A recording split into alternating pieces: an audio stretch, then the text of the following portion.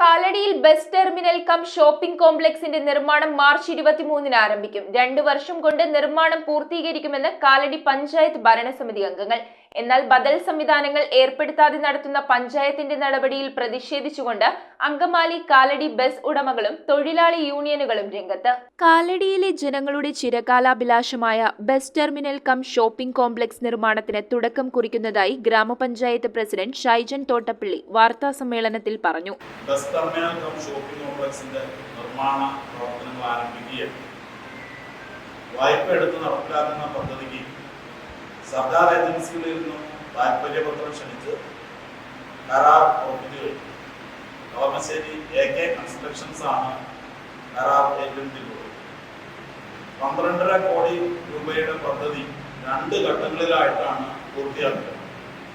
ആദ്യഘട്ടമെന്ന നിലയിൽ 6 കോടി രൂപയുടെ പദ്ധതിക്ക് സാങ്കേതിക അനുമതി ലഭ്യമാക്കിയ ശേഷമാണ് ടെൻഡർ നടപടികളിലേക്ക് കടന്നിട്ടുള്ളത്. MC റോഡിൽ നിന്നും 6 മീറ്റർ വലിച്ചിട്ടാണ് കെട്ടിടം പണിയുക. 16 മീറ്റർ വീതിയും 80 മീറ്റർ നീളവുമുള്ള കെട്ടിടത്തിൽ ഗ്രൗണ്ട് ഫ്ലോറിൽ 29 കടമുറികൾ ഉണ്ടാകും. റോഡിനും സ്റ്റാൻഡിനും അഭിമുഖമായാണ് കടമുറികൾ നിർമ്മിക്കുന്നത്. കെട്ടിടത്തിന്റെ ബേസ്മെന്റിലും വടക്കേ അറ്റത്തും പാർക്കിംഗ് സൗകര്യമൊരുക്കും. 1-ാം നിലയിൽ കടമുറികളും 2-ാം നിലയിൽ ഹാളുകളുമാണ് പദ്ധതിയിൽ വിഭാവനം ചെയ്തിട്ടുള്ളത്. തിങ്കളാഴ്ച മുതൽ പ്രാരംഭ പ്രവർത്തനങ്ങൾ ആരംഭിക്കും. 12.5 കോടി രൂപയുടെ പദ്ധതി 2 ഘട്ടങ്ങളിലായാണ് പൂർത്തിയാക്കുക.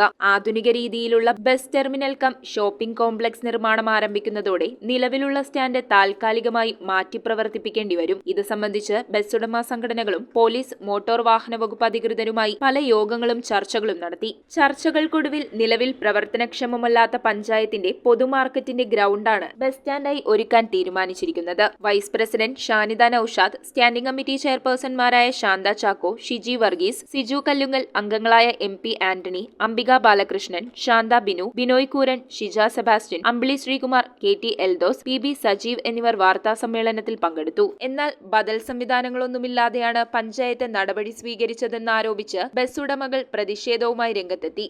കാലടി ഗ്രാമപഞ്ചായത്ത് ബസ് സ്റ്റാൻഡ് അടച്ചുപൂട്ടുന്നതിനെതിരെ അങ്കമാലി കാലടി ബസ് ഉടമകളും തൊഴിലാളി യൂണിയനുകളും സംയുക്തമായി അനിശ്ചിതകാല സമരത്തിലേക്ക് കടക്കുകയാണ്. പ്രതിഷേധ യോഗത്തിൽ സംസ്ഥാന കമ്മിറ്റി അംഗം ജോളി തോമസ് പാറയ്ക്ക മാധ്യമങ്ങളോട് സംസാരിച്ചു.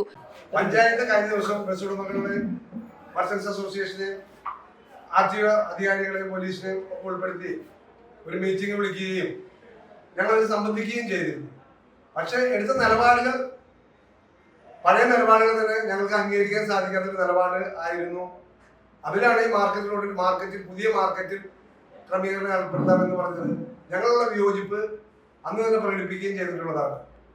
ബസ്സുകൾ സ്വാഭാവികമായും ആ റോഡിൽ പാർക്ക് ചെയ്യേണ്ട സാഹചര്യം വരും. ബസ്സുകളുടെ ട്രിപ്പ് നഷ്ടപ്പെടും. യാത്രാക്കളെ രൂക്ഷമാകും. ഈ 100 കണക്കിന് വിദ്യാർത്ഥികൾ SSLC പരീക്ഷ അടക്കം നടക്കുമ്പോൾ ബസ് ഓടാനുള്ള സാഹചര്യം ഇല്ലാതിരിക്കുമ്പോൾ ട്രിപ്പ് മുടങ്ങുമ്പോൾ ഈ യാത്രക്കാരും വിദ്യാർത്ഥികളും മുഴുവൻ ബുദ്ധിമുട്ടും. അപ്പൊ ഒരു കാരണവശാലും ഞങ്ങൾ അത് അംഗീകരിച്ചിട്ടുള്ള ഒരു കാര്യമല്ല. അത് ഞങ്ങൾക്ക് തീർത്തും ബുദ്ധിമുട്ടുള്ള ഒരു കാര്യമാണ്. ഞങ്ങൾക്ക് മാത്രമല്ല, ആയിരക്കണക്കിന് വിദ്യാർത്ഥികൾക്കും അത് ബുദ്ധിമുട്ടുള്ള കാര്യമാണ്. Unit joint secretary Naveen John, ജില്ലാ കമ്മിറ്റി അംഗം സജി സെബാസ്റ്റ്യൻ, സുബിൻ കുമാർ, സജീവ്, ഷിബു എന്നിവർ പങ്കെടുത്തു. News bureau, Kalady.